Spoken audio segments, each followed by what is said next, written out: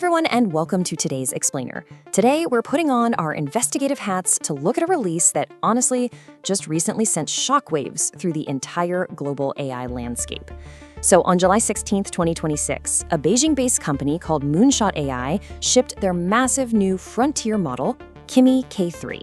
And get this, they promised to release its full weights.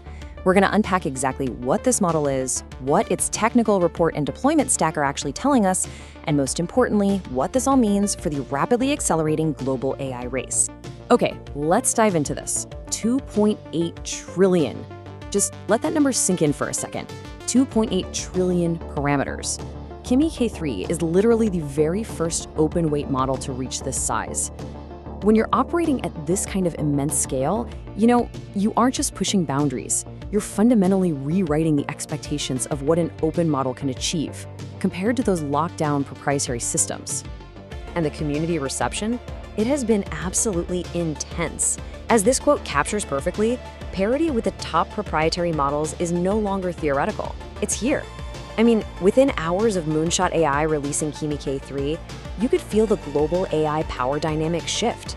It became immediately clear that developers and enterprises suddenly had a new heavyweight contender on their hands, one that could actually rival the biggest names in the industry. Part 1. Unpacking the K3 hype, the benchmarks behind the massive launch. Now, in the AI world, talk is cheap, right? But K3's day one performance metrics actually back it up.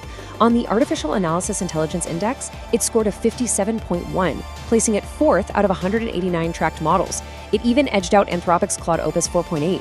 It also took first place on the Arena Web Dev leaderboard. And beyond just the raw scores, it boasts a massive 1 million token context window, native vision processing, meaning, it takes images and video directly as input, and an always-on thinking mode that literally cannot be switched off. Plus, it features native tool use and function calling. It's the whole shebang. Part 2. The 2.8 trillion architecture, how to run a massive model. Now, what's really interesting about this is how you actually run a model this massive without needing your own nuclear power plant. The secret lies in a structural design called Mixture of Experts, or MOE for short. Basically, instead of firing up every single parameter for every single word it generates, the model routes the workload. It's like a giant team where different neural network experts specialize in different tasks, and only a tiny fraction of them are activated for any given query. This extreme sparsity is absolutely crucial. It's the mechanism that makes this behemoth practically servable in the real world. Let's walk through the actual math of how Kimi K3 pulls this off. Step 1. The model has a massive pool of 896 total experts available. Step 2. During operation, only 16 of those experts are activated per token. Step 3. This ingenious routing reduces the active workload to roughly 50 billion parameters in each forward pass. Pair that with innovations like Kimi Delta Attention, which improves scaling efficiency by about 2.5 times compared to its predecessor, and that is exactly how it converts raw compute into intelligence so effectively. Part 3. The hardware reality check. Spec versus practice. Of course, we need to ground those impressive specs in physical reality. Kimi K3 comes with approximately 1.4 terabytes of model weights. Let that sink in. 1.4 terabytes. While the model is heavily optimized for inference, the sheer physical size of those weights means open absolutely does not mean runnable on your workstation. It simply will not fit on standard hardware. No way. To self-host K3 for production, you need serious heavy iron. We are talking multi-node GPU clusters connected by ultra-fast data links like RDMA or NVLink. You're going to need at least one 8x300 node or a 16x200 setup, utilizing a serving engine like VLLM just to manage the complex memory and processing bottlenecks. Because of this immense hardware footprint, most small to medium enterprises are going to be forced toward API access. Or they'll just have to rely on deploying smaller open-weight models like QN or GLM instead. Part 4. Open weights versus open source, reading the fine print. This brings us to a highly discussed and honestly often misunderstood aspect of the Kimi K3 release, its licensing. The phrase open source gets thrown around a lot, but Kimi K3 is strictly open weights. Yes, Moonshot AI publicly released the 1.4 terabytes of full model weights. However, the original training data, missing. The full training code, also missing. And it operates under a modified MIT license. So, without the data and the code, developers can absolutely run and build on top of the model. but they can't truly replicate or fully scrutinize how it was made from scratch. So the crucial point is this: while commercial use is generally permitted, enterprise decision makers and large model-as-a-service companies absolutely must scrutinize that modified MIT license.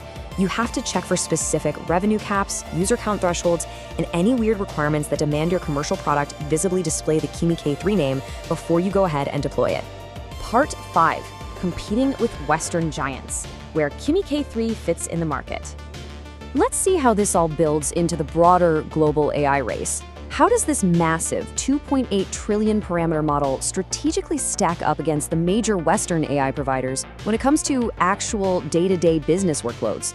Well, if we look at the landscape in July 2026, no single vendor wins every task.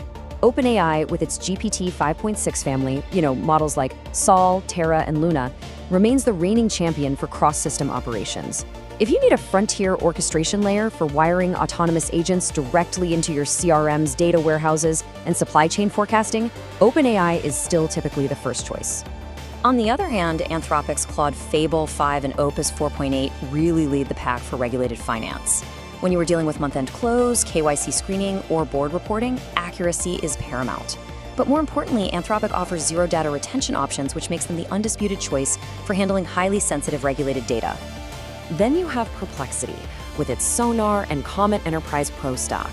It's really vital to remember that Perplexity is an integration layer built for real-time data and citations. It's not really a standalone modeling engine. It's an always-on research layer, meant to be paired with other models, not swapped in for them. So where does Kimi K3 fit into all of this? Well, it disrupts the market purely on the economics of intelligence. K3 offers those top-tier frontier benchmarks we discussed earlier, but at a fraction of the cost. It comes in at roughly 94 cents per task. To put that into perspective, that is about half the price of Claude Opus 4.8. It is cheap, and its performance is real. And this brilliantly illustrates how Kimi K3 is also aggressively outpositioning regional competitors like QN 3.8 Max. Kimi K launched with 2.8 trillion parameters versus QN's 2.4 trillion. In independent architecture evaluations, K3 edges out QN 83 to 80. Furthermore, K3 shipped with published, highly aggressive enterprise API pricing, while QN was still stuck in a preview phase with no standalone pricing confirmed at all. Part 6. The cost and risk trade-off. To host or not to host? Now, adopting AI for an enterprise isn't just about flashy benchmarks and API prices. We have to look at the critical, impartial decision point for operations and finance teams who are trying to balance K3's affordability against operational realities and risks. Yes, Kimi K3 provides the lowest cost per task. However, its API is hosted in China. This means it has the weakest compliance posture for regulated data in the West. It is currently unsuited for sensitive financial data that strictly needs to stay off a China-hosted API. Therefore, if an enterprise wants to use K3 for sensitive tasks, they are forced to take the open-weight self-hosting route, which, as we saw earlier, requires a massive, incredibly expensive multi-node GPU cluster. It's quite the catch-22. It's an incredible engineering feat, for sure. It brings high-level intelligence to a much lower price point, but with very significant hardware and compliance caveats attached. Which leaves us with this final thought as we watch this global AI race unfold. Is Kimi's K3 truly open source, or simply more open than its Western competitors? Thanks so much for exploring this with me today, and I'll see you in the next explainer.